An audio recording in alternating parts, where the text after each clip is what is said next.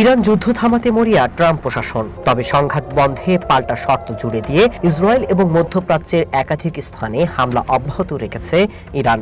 আরজিসি ঘোষণা দিয়েছে তারা নতুন করে আমেরিকার সামরিক ঘাঁটিতে ড্রোন এবং ক্ষেপণাস্ত্র হামলা চালাচ্ছে। বুধবার কুয়েত আন্তর্জাতিক বিমানবন্দরে ড্রোন হামলা চালায় ইরানি বাহিনী। বিমানবন্দরে থাকা একাধিক জ্বালানি ট্যাঙ্কারে ড্রোন আঘাত করলে সেখানে আগুন ধরে যায়। তবে এই ঘটনায় কোনো হতাহতের খবর পাওয়া যায়নি। এছাড়া কুয়েতের 7টি বিদ্যুৎ সঞ্চালন লাইন ক্ষতিগ্রস্ত হওয়ার খবর পাওয়া গেছে।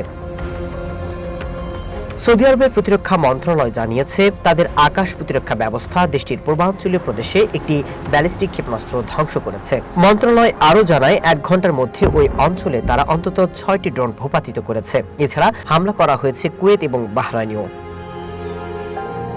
ইরানের সাথে ট্রাম্প প্রশাসন যখন আলোচনার পথ খুঁজছে, ঠিক তখনই মধ্যপ্রাচ্যে নিজেদের সামরিক শক্তি আরও বাড়ানোর পরিকল্পনা করেছে পেন্টাগন। এই প্রক্রিয়ার অংশ হিসেবে সেখানে আরও কয়েক হাজার অতিরিক্ত সেনা পাঠাচ্ছে আমেরিকা। বিষয়টি সম্পর্কে অবগত 2 ব্যক্তি বার্তা সংস্থা রয়টার্সকে এই তথ্য জানিয়েছেন।